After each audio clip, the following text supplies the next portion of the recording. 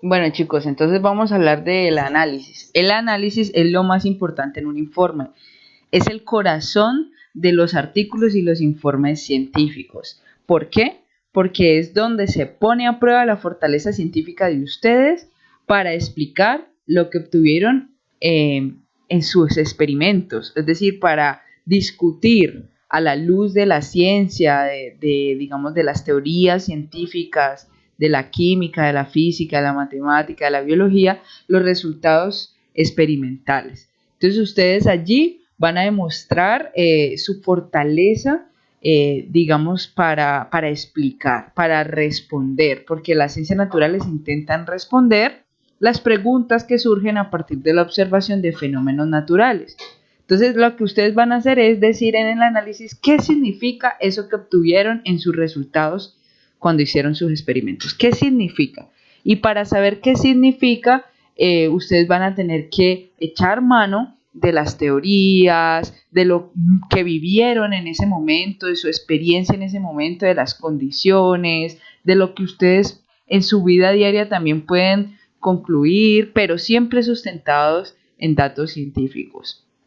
Entonces, la pregunta que van a responder en la sección de análisis es, ¿qué significa esto que obtuve?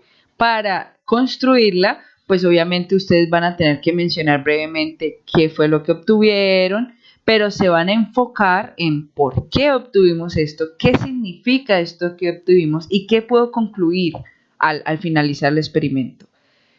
Y también pues se menciona más brevemente por qué es importante esto que obtuve, pero el grueso es por qué obtuve lo que obtuve y qué significa esto que obtuve. ¿Listo? Bueno, antes de hacer un análisis les recomiendo mucho hacerse las siguientes preguntas. ¿Por qué? ¿Cómo? ¿Y qué? ¿Por qué obtuve lo que obtuve? ¿Cómo es que obtuve lo que obtuve? ¿Qué es lo que obtuve? ¿Y cómo fue que fue así? ¿Sí? O sea, estas preguntas todas están unidas en pos a los resultados. ¿Por qué estos resultados? ¿Cómo es que fueron estos resultados? ¿Se parecen a las teorías? ¿O son nuevos de pronto? ¿Y qué es lo nuevo? ¿O qué hay ahí detrás de eso? ¿No? Para poder responder esto es antes de escribirlo, ¿no? Ustedes van a preguntarse. O sea, el análisis es básicamente para responder preguntas, ¿sí?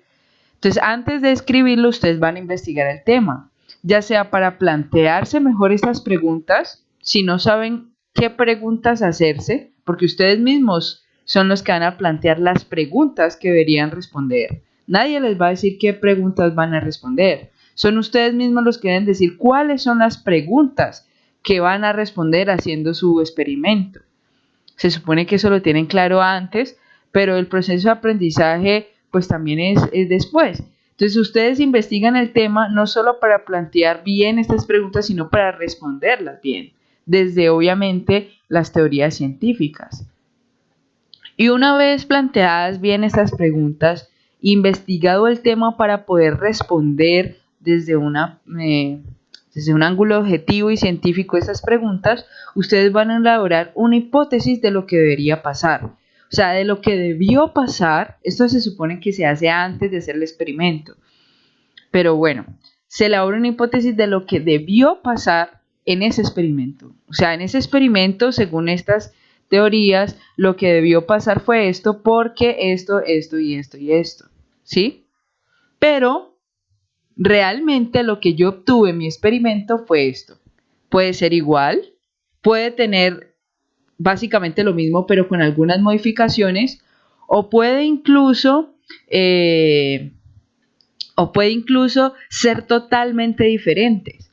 Y entonces ahora con esto vamos a analizar los datos y sacar una conclusión, o sea, a ver si hay alguna tendencia, a ver si los datos se parecen, si concuerdan con las teorías, si en cambio las contradicen, ver por qué fallaron, si es que fallaron. Tener algo diferente a las teorías no significa necesariamente fallar, pero sí hay que ver las diferencias a lo reportado y por qué surgen estas diferencias. Eso es lo que se hace en un análisis, mejor dicho, sustentar los resultados a la luz de la ciencia. ¿Listo? En ese intento de explicar lo que obtuvimos hay que recordar varias cosas.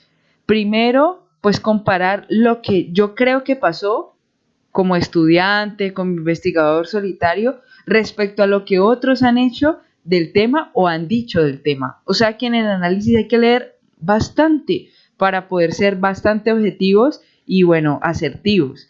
Identificar mis errores, porque es probable que haciendo el experimento yo puedo tener errores metodológicos, ya sea porque no tuve los equipos adecuados, ya sea porque pues la embarré humanamente o porque utilicé en vez de este reactivo otro o estoy en Cali y no en Bogotá. Esto hay que identificarlo, sacar conclusiones. Bueno, ¿qué es lo que yo puedo decir al final de todo esto? Al final de todo esto, ¿qué es lo que me muestra mi resultado?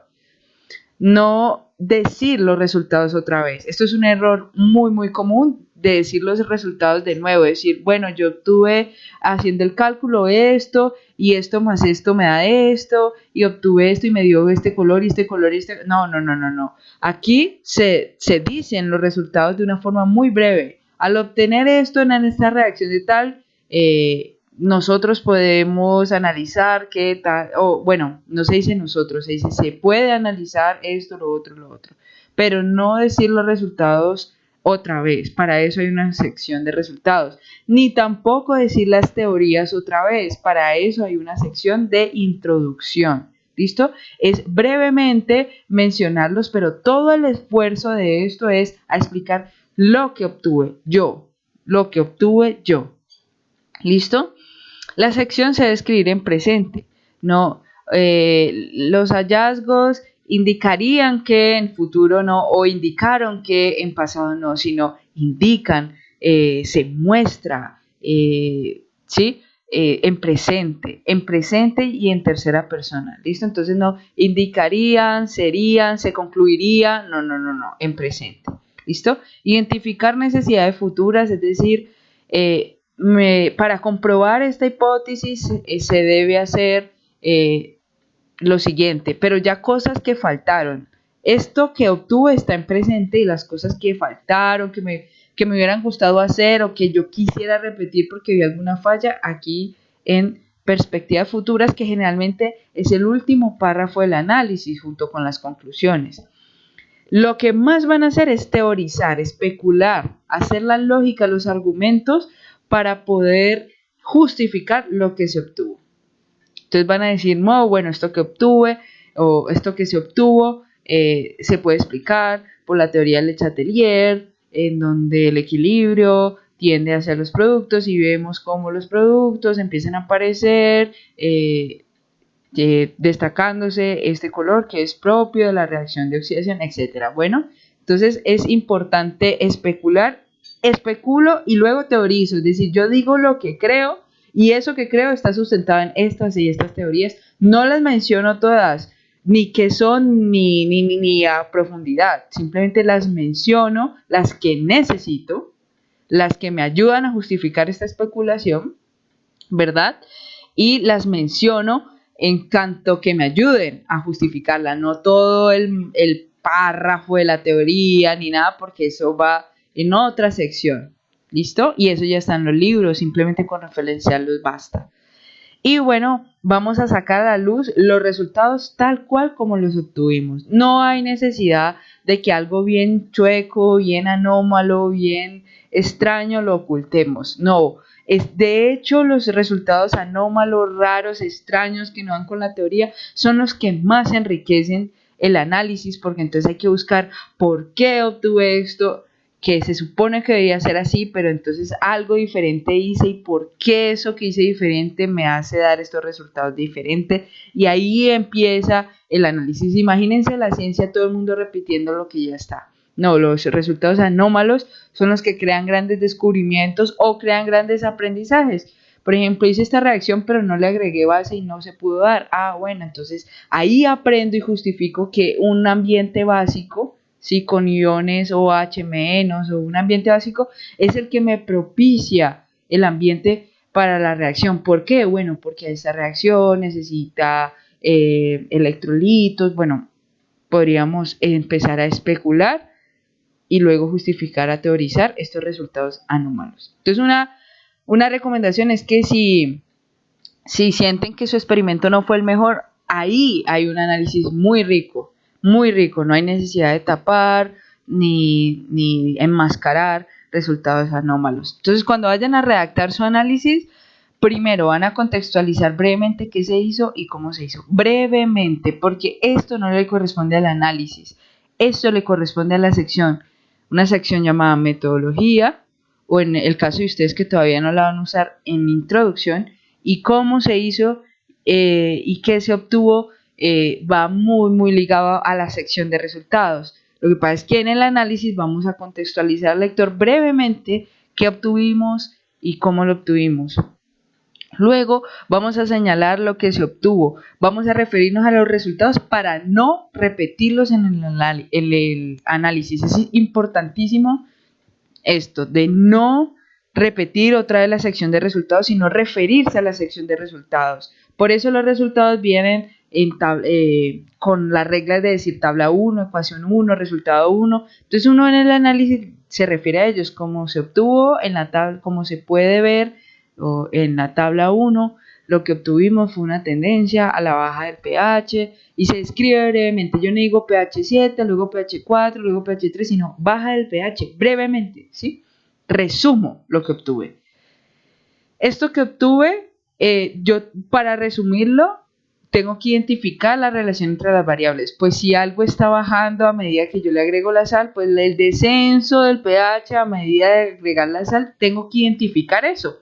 Porque en los resultados simplemente tengo una tabla con concentración de sal, pH, por ejemplo.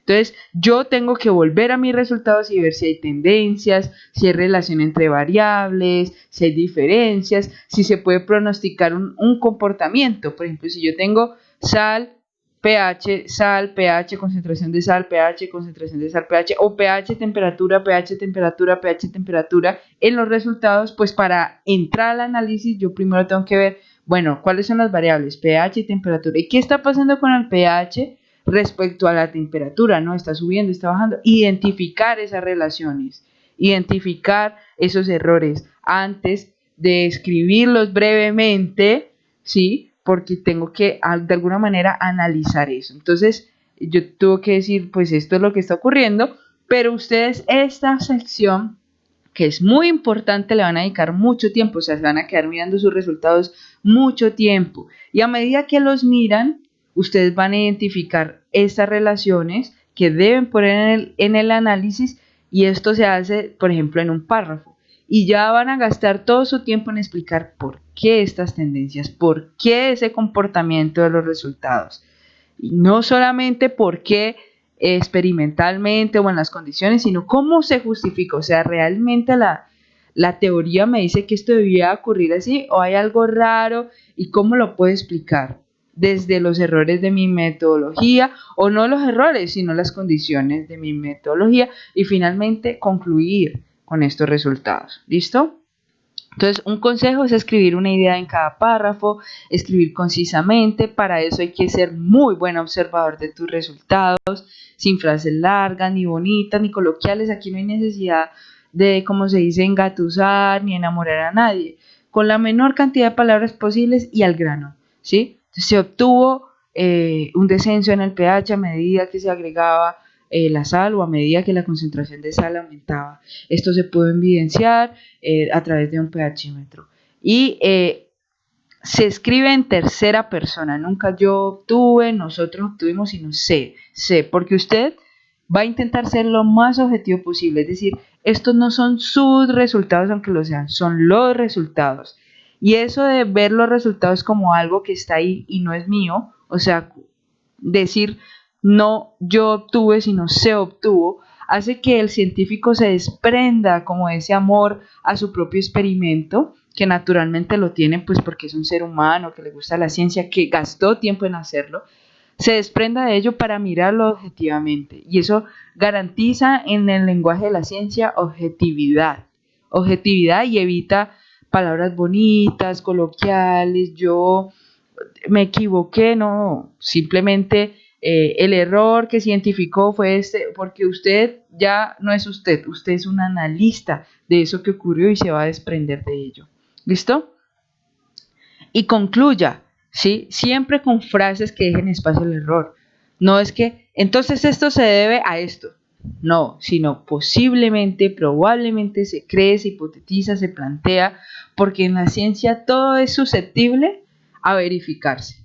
¿Listo? Y a veces uno dice, bueno, yo creo que es esto, ¿cierto? Pero se cree que es esto porque me tocaría hacer varios experimentos para yo decir efectivamente es esto. Incluso los experimentos que dicen que efectivamente es esos experimentos tan agudos que uno diría no cabe duda, incluso esos experimentos usan estas palabras porque vaya y se cree un equipo más potente o se haga el experimento en otras condiciones y el resultado cambia. Entonces siempre el científico habla en tercera persona, habla claro, conciso, al grano, objetivamente y siempre da espacio al error. Posiblemente, probablemente, se cree, se hipotetiza, se plantea o con un margen de error tal, se concluye que tal. ¿Listo? Bueno, entonces voy a decirles unos ejemplos de este análisis. ¿Se acuerdan del experimento a la llama? Cuando poníamos ciertas sales a la llama y cambiaba de color la llama. La pregunta antes de empezar el análisis que ustedes se deberían plantear, antes el profesor les daba esto, ahora ustedes mismos deben responder en análisis las preguntas que ustedes mismos van a plantear. Entonces digamos que para ustedes que apenas están empezando, el reto más grande del análisis es plantearse las preguntas más importantes para responder. El profesor no les va a dar esas preguntas, pero sí va a darles pistas durante el experimento, la consulta previa va a tener pistas, las preguntas dentro de la práctica van a tener pistas, pero ustedes mismos van a plantearlas. Entonces, ¿cómo plantearíamos unas preguntas a este experimento? Primero, y la más evidente, es ¿por qué da una coloración la llama cuando le pongo la sal? ¿Por qué resulta que cuando yo pongo una sal, la llama cambia de color? Y entonces tengo que buscar una teoría que me ayude a resolver esta pregunta. ¿Qué pasa dentro de los átomos cuando son expuestos a la llama? O sea, no solo qué le pasa a la llama, sino más bien entonces qué le pasa a los átomos de la sal cuando son expuestos a la llama. Porque cada sal da un color diferente. O sea, yo ya sé que la llama da un color y eso lo diría pues básicamente. Pero esta pregunta surge de analizar todos los resultados. ¿Vieron? No de analizar uno solo. Claro, la llama era de un color y yo le puse esto y ya dio otro color, básico.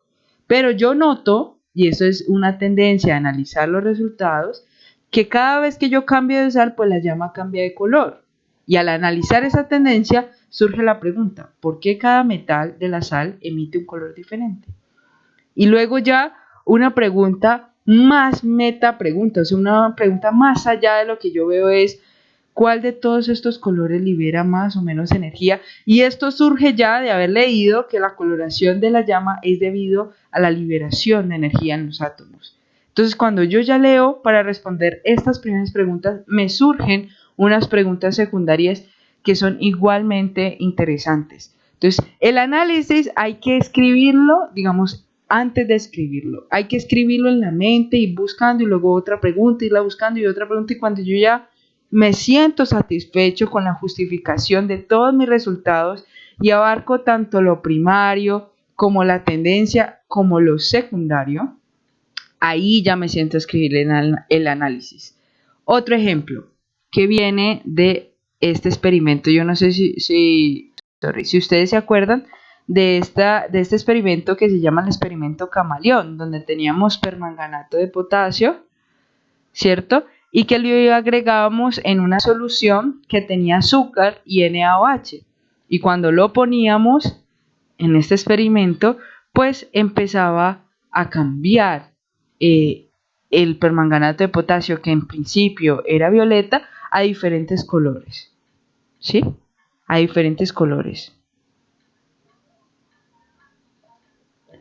En este experimento, para construir las preguntas del análisis, lo primero es ¿qué sucede en el Meyer con la sacarosa y el NaOH? ¿Por qué el permanganato cambia de color antes y después de entrar a esta solución tan misteriosa, ¿cierto? Que lo hace cambiar de color. ¿Es él que cambia de color o es que él ya no es él, sino que empieza a cambiar de identidad química, ¿cierto? Y al responder esto, uno se da cuenta, leyendo, que lo que se trata es una reacción de óxido-reducción, lo que está pasando. Que no es que el permanganato cambie de color, sino que el permanganato cambia de identidad química, o sea, ya no es más permanganato, sino otra cosa, y esas otras cosas son las que dan otros colores. Pero entonces la pregunta que surge después de responder estas dos primeras es, bueno, ¿y cómo es que reacciona? ¿Cuál es la reacción? No, pues es una reacción de óxido-reducción. Entonces la siguiente pregunta es, bueno, ¿y quiénes son los que reaccionan? ¿Es el permanganato con la sacarosa o es el permanganato con el NaOH? Y si es así, ¿cómo es esa reacción? 1-1, 2-1. Y si es entre este y este, o entre este y este, ¿cuál es el otro papel del que no está reaccionando? ¿Sí? ¿Cuántos electrones se pierden o se ganan? ¿Qué es lo que se produce? ¿Quién es el agente oxidante? ¿Quién es el agente reductor? Ya nos dimos cuenta, por ejemplo, investigando todo esto, que la sacarosa y el permanganato son los que reaccionan, ¿sí? Entonces, ¿qué hace el NaOH ahí? ¿Por qué da colores? ¿Es esta reacción parecida a la llama? ¿Sí? ¿Tiene que ver con los electrones de basales o tiene que ver entonces con otro tipo de electrones? Tiene que ver con los electrones de valencia. En ese caso, ¿estoy haciendo promociones cuánticas o simplemente estoy haciendo reacciones en los electrones de valencia? Y todo esto me construye un análisis. Entonces, ¿yo cómo empezaría este párrafo? No, pues se observó que al agregar el permanganato en una solución de sacarosa básica, cambia de color, pasando desde un violeta y llegando en todas sus tonalidades hasta un ámbar, un color ámbar. ¡Pum! Resumí los resultados. Claro, en la sección de resultados esto viene con foto, con tabla, con video, pero en el análisis no, porque lo describo brevemente, paso a otro párrafo y voy ya a responder estas preguntas. Cuando las respondo, concluyo. Entonces, se puede concluir que en las reacciones de óxido-reducción si vieron, se puede o probablemente o se cree, se hipotetiza que el permanganato es el agente oxidante y la sacarosa es el agente reductor y los cambios en la configuración del permanganato al convertirse en otras especies ocasionan que la luz se difracte de diferente manera y que se vean diferentes colores. Se supone que se deberían ver tales y tales colores. En el resultado obtenido no fue así, se vieron solo tales y tales colores porque tales y tales condiciones anómalas o digamos particulares de mi experimento respecto a la teoría y se propone que en futuros experimentos la concentración de NaOH sea menor y la de sacarosa mayor para poder así lograr ver toda la gama de colores. ¿Listo? Bueno, espero que esto les ayude bastante y ánimo.